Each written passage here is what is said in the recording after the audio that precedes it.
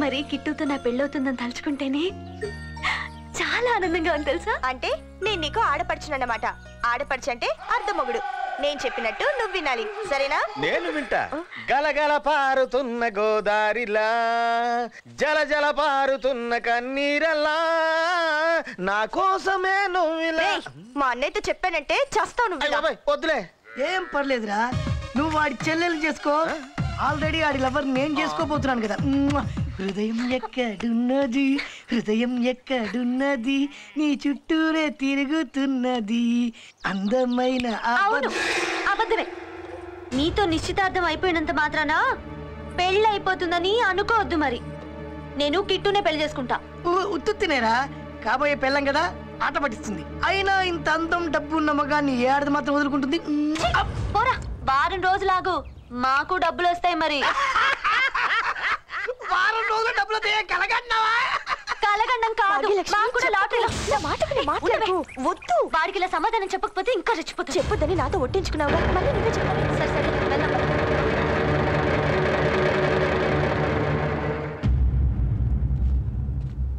తల్లొస్తుంది, tea తాగుదాం అంటే ఇది హోటల్ మూసేసిందేంట్రా? అదే నాకు అర్థం కావట్లేదే.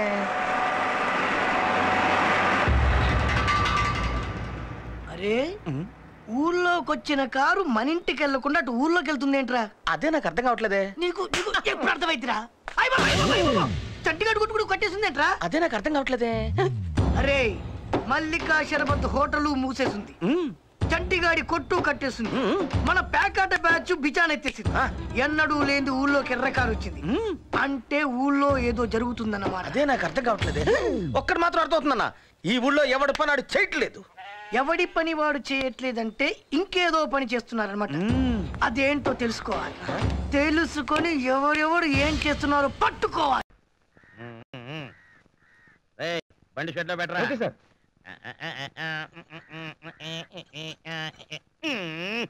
ఇంటికి రాగానే నీ దర్శనం నాయన ఓరు దేవుడు, నా తలుపులు తెరుచున్నాయండి.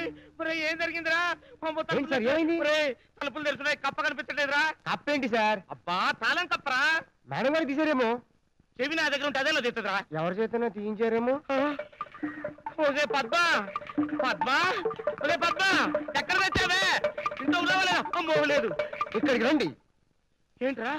మీ కప్ప వాడి పూలు అటు చూడండి. చాలా అనుభవం చేస్తాం, తాళం కప్పలు తెరిచి పెడతాం. ఊళ్ళో ఇన్ని తాళం కప్పలు ఉండగా నీకు నా కప్పే కావాల్సి వచ్చిందనా? మటనా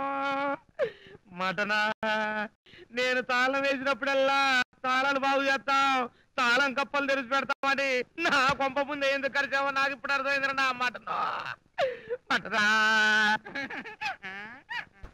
ఊరుకోతుందరం ఊరుకో. పెళ్ళం చచ్చిపోయిందని గోదాట్లో దూకుతావా? మహాపతివ్రత. కిటికీలోంచి కూడా కనిపించేది కాదు. ఏమిటో ఆ భగవంతుడు ఆ పిల్లకి ఆ బుద్ధి పుట్టించాడు.